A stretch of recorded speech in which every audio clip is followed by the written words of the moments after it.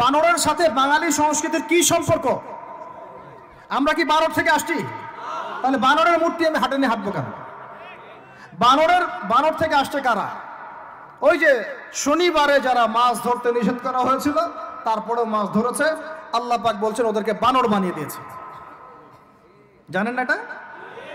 পড়েন, পড়াশোনা করেন। পড়াশোনা না করলে আমার সব কথা বুঝতে পারবেন না হয়তোবা। যদি বুঝতে না পারেন আরো একবার লেকচার শুনেন, রিপিটেড শুনেন, তারপরে আবার চেক করেন, ক্রস চেক করেন। একটা প্রজন্মকে আল্লাহ বানর বানিয়ে দিয়েছিলেন, কোরআনে দলিল আছে। আমরা কি সেই প্রজন্ম? তাহলে বানরের মূর্তি নিয়ে রাস্তায় হাঁটবো কেন?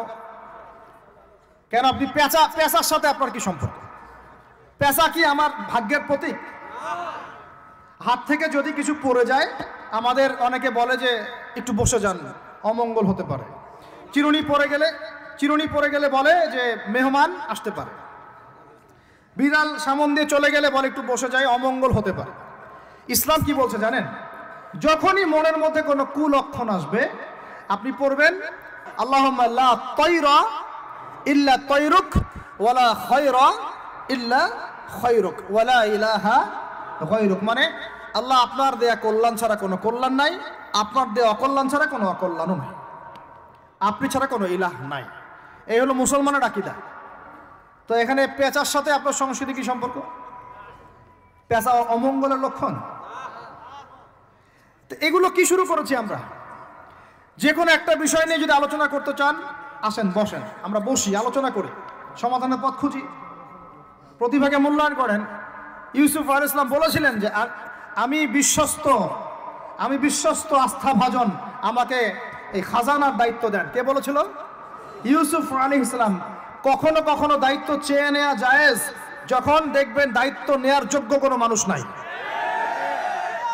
কিন্তু যে পদ্ধতিতে এখন মানুষ দায়িত্ব চাচ্ছে ওই পদ্ধতি তো ইসলাম সমর্থন করছে না। এখানে আপনি একজন ট্রান্সজেন্ডারকে দেখছেন মানুষের ঘরে ঘরে গিয়ে ভোট চাচ্ছে, একজন হিজড়াকে দেখছেন মানুষের ঘরে ঘরে গিয়ে ভোট চাচ্ছে, নারী থেকে পুরুষ হচ্ছে, পুরুষ থেকে নারী হচ্ছে, তাও আবার ভাই ওইদিকেই। নিজেরও লজ্জা লাগতেছে, কারণ আমি আবার উত্তরবঙ্গের মানুষ। তো এখন কথা হচ্ছে যে এইটা তো সিস্টেম না, প্রতিভাকে মূল্যায়ন করতে হবে। আপনাদেরকে আল্লাহ পাক তৌফিক দান করেন, বলেন আমিন।